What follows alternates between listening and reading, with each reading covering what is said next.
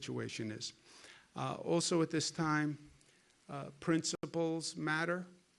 And I understand the anxiety, I understand the stress, but let's remember who we are and what we're all about and what principles matter to us. People are talking about we should reopen the economy. It's more important than public health, or public health is more important than the economy. And that's the underlying argument and discussion that you're hearing going on right now. To me, it's never been a question of whether or not we reopen. It's not reopen or not reopen. You have to reopen. You don't have a choice. It's how you reopen. It's how you reopen. And to say, well, we either have to have a strong economy or protect public health, no, that's a false choice. It's not one or the other. It's both. We have to reopen, get the economy running, and we have to protect public health. I mean, this is not a situation where you can go to the American people and say, okay, how many lives are you willing to lose to reopen the economy? We don't want to lose any lives. And you start to hear these, to me, what are absurd arguments. Well, yes, if we reopen, people will die, but people were going to die anyway. Look, we are all going to die at one point. The big question is when and how, right? And the when and how matters. I understand that I'm going to die. I just don't want to die now or next week, and I don't want to die because I contracted the COVID virus unnecessarily, right? So people are going to die. Yes, we're all going to die. That is not a justification in my mind, right? It would be a novel defense. Persons before a judge charged with murder. Did you have a gun? Yes. Did you fire the gun? Yes. Did you shoot the person? Yes. Did the person die? Yes. But the person was going to die anyway. Yeah, I know. But it was the gun that killed the person and the bullet, and you fired the gun, right? So to go down this road, well, there are old people who will die, predominantly on the numbers. By the way, old, how do you define old? Not that old is a justification. But we looked at numbers yesterday, the number of people coming into the new cases coming into hospitals. 51 years old is where the increase starts, right? It's 51 to 60, 60 to 70 is the highest, 71 to 80. But 51 to 60. So 51 is not really old. I know that it's all relative, and since I am beyond that 51, it's easy for me to say. But I don't really see 51 as old when we start talking about the old people. I also think, and I do this for myself, any leader who makes a decision in this situation should be willing to participate in anything they authorize. So there is nothing that we are going to authorize or allow in this state that I myself will not be part of. You know, it's too easy to say, okay, you can go do this, but I'm going to protect myself and I'm going to stay behind the glass wall, you know. No, if all human life has the same value, if I say something is safe for New Yorkers, then I will participate in it, because if it's safe for you, it's safe for me, right? And that should be our standard going forward. And what we've been doing in New York is, look, make the decisions based on facts and data, not emotion and politics. And I understand the emotion, and I understand the anxiety and the stress, and I understand politics a little bit. But that's not the basis for making a decision. And that was, every leader has told us that in different ways. That was John Adams, that was Lincoln, that was FDR, that was Teddy Roosevelt. When my team comes to me and says, oh boy, We had a new prison break. There's a flood coming. There's a hurricane, Ebola virus, and the hair is on fire. Slow down, deep breath. Let's look at the facts. Let's understand the situation, and let's take action based on the facts. That is the way to lead. That's the way I believe to lead one's life. Here we have a lot of information. We have a lot of facts. We know the hospitalization rate. We know the infection rate. We know the number of deaths. We know we're taking antibody tests. We're taking diagnostic tests. We're doing tracing. Make your decisions based on the facts and the data. It sounds simple and basic, but it's more important now than ever before. And it is working for us. It is working.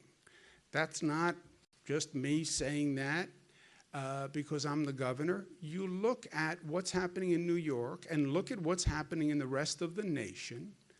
In New York, the number is coming down.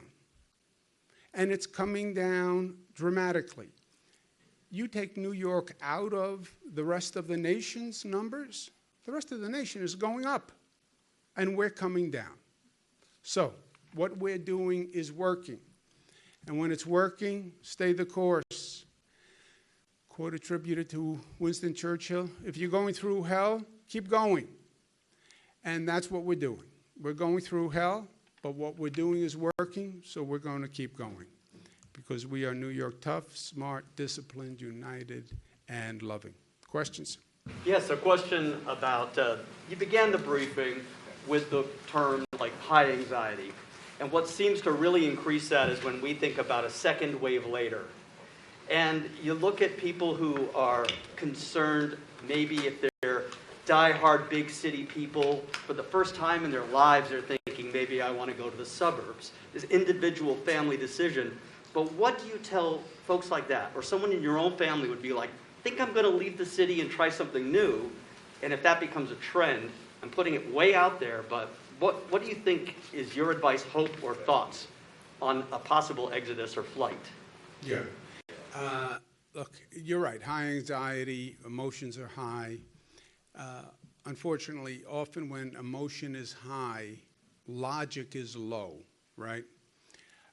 Well, New York had a lot of cases. Yes. And by the way, we now know why New York had a lot of cases.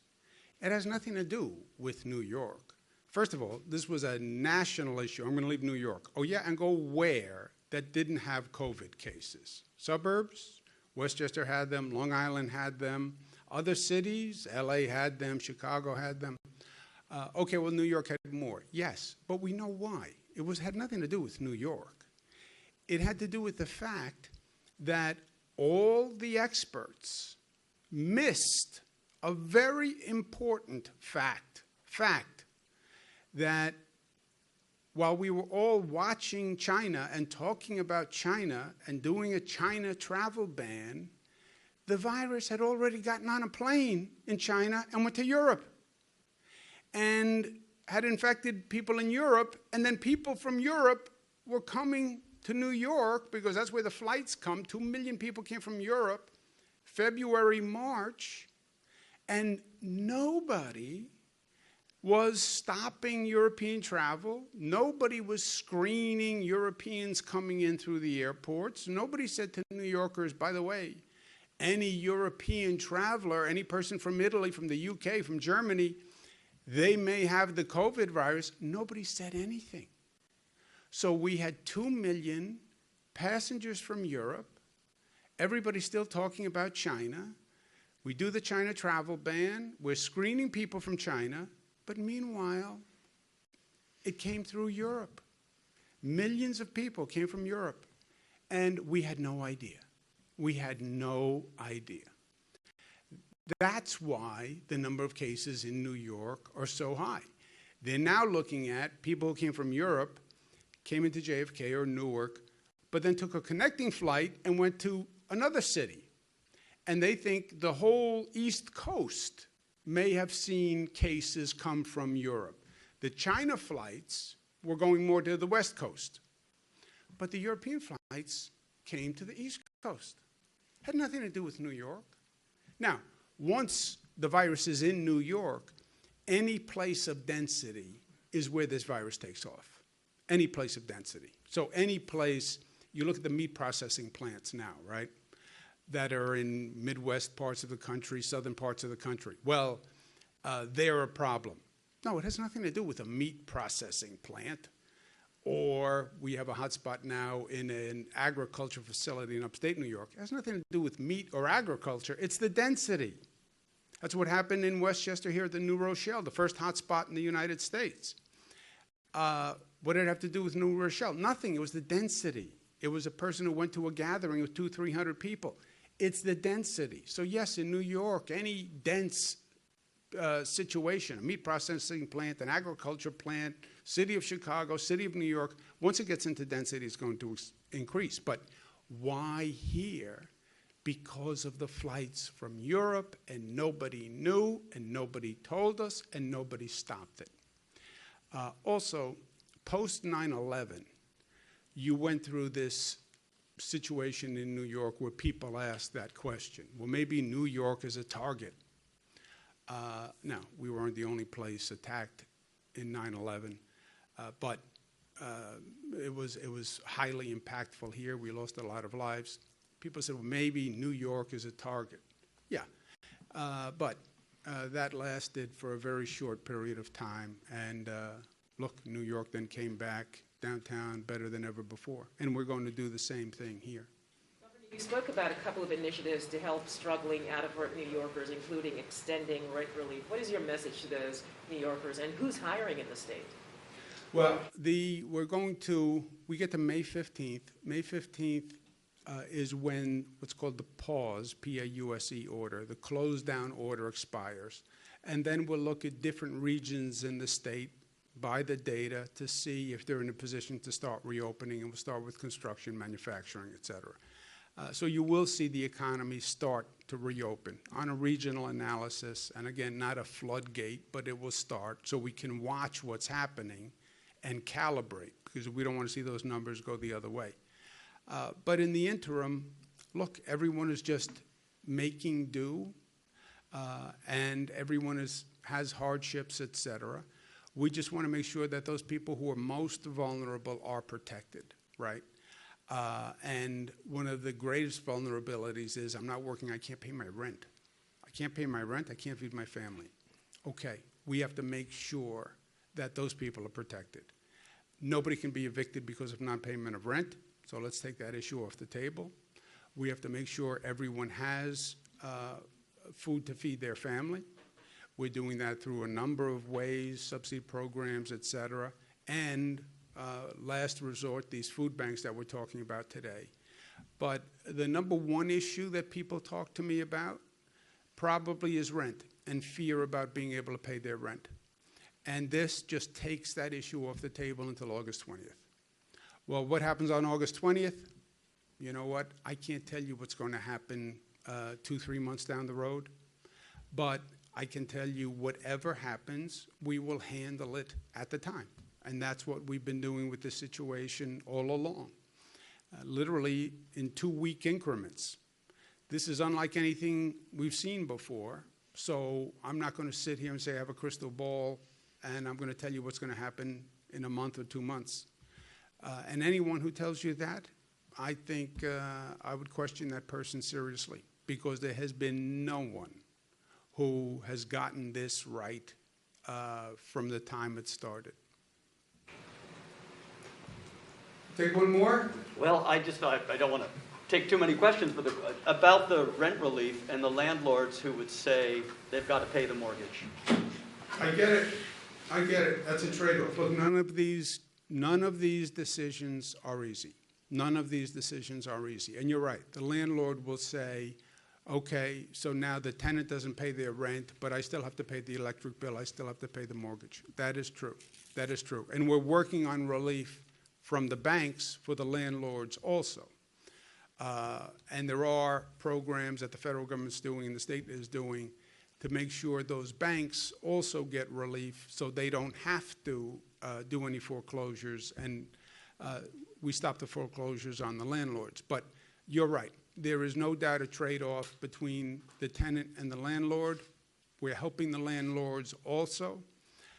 But on a human level, I don't want to see people and their children being evicted at this time through no fault of their own. You know, my grandfather used to say, if you have your health, we can figure out anything else. We can fix anything else. If it's about money, we'll figure it out. But you have to have your health. That's why public health versus the economy, I don't see the trade-off. We have to have our health. We should protect human life. I don't care if a person is old. You know, I'm old by your definition. I still think I have a value, right? My mother's old. You know, she's the most precious person to me. So protect every life. And I'm not going to trade off public health. And we'll figure out the dollars and we'll figure out the economic impact. But we'll protect people in the meantime, and we'll protect their health. Really quickly, you've spoken about COVID-only overflow facilities that can take positive nursing home patients. Are you aware of any in the Hudson Valley? We have facilities all across the state that can take any COVID positive person from a nursing home. So any nursing home operator who cannot provide adequate care for anyone in the nursing home, you call the Department of Health, we have beds and care for that person. And no nursing home should keep a person in that nursing home who they cannot provide adequate care, period. They violate their legal obligation and their ethical obligation to the state of New York. If they cannot provide care for any reason, and adequate care, they don't have enough staff, they don't have enough equipment, I don't care what it is. Any reason, that person has to be referred from that facility, and they have to call the Department of Health. And that's their legal obligation. It's not just the right thing to do, it's their legal obligation. Okay, thank you very much. Thank you for letting us be here.